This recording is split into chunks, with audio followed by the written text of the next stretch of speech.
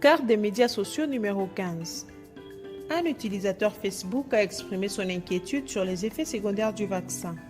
Cet internaute l'a exprimé à travers sa réaction à un message de sensibilisation sur la page Facebook de l'UNICEF en RDC, dont le contenu est « Vaccinés et protégés, faites comme Joseph et rendez-vous au site le plus proche de chez vous pour vous faire vacciner contre la COVID-19 ».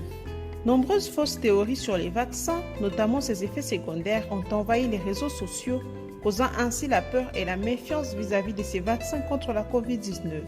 Des fausses informations du genre « le vaccin cause l'infertilité et l'impuissance sexuelle » ont circulé dans les réseaux sociaux et dans des discussions informelles autour de la pandémie. Pour répondre à cette question, nous nous sommes entretenus avec le Dr Seti Kitungwa, médecin-chef d'antenne du programme élargi de vaccination en province du Tanganyika. Ce professionnel de santé a indiqué que quelques effets secondaires sont bénins, non notifiés après la vaccination. C'est notamment la douleur et rougeur sur la zone d'injection, ainsi qu'une faible fièvre pour certains. Il ajoute que ces effets tout à fait normaux disparaissent juste quelques jours après la réception du vaccin. Dans le même sens, le bureau de l'OMS en République démocratique du Congo a fait un tweet sur les effets secondaires des vaccins contre la COVID-19. Selon ce tweet, la plupart de ces effets sont bénins et disparaissent en quelques jours. L'Organisation mondiale de la santé conclut que les avantages de la vaccination contre la COVID-19 l'emportent largement sur les risques. Ce tweet de l'OMS vient éclairer les doutes de certains utilisateurs des réseaux sociaux qui disaient craindre les effets secondaires des vaccins contre la COVID-19. Le gouvernement de la République démocratique du Congo a annoncé en date du 21 novembre le début d'une nouvelle vague de la maladie à coronavirus.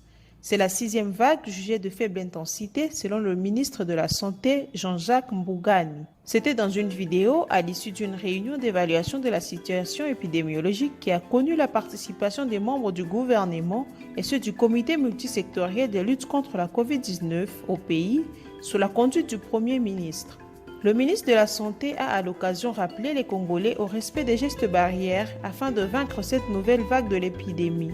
Cette annonce a fait le tour des réseaux sociaux et a suscité nombreuses réactions des utilisateurs Facebook et WhatsApp qui, la plupart disent qu'ils s'attendaient à une annonce de la fin de l'épidémie au pays.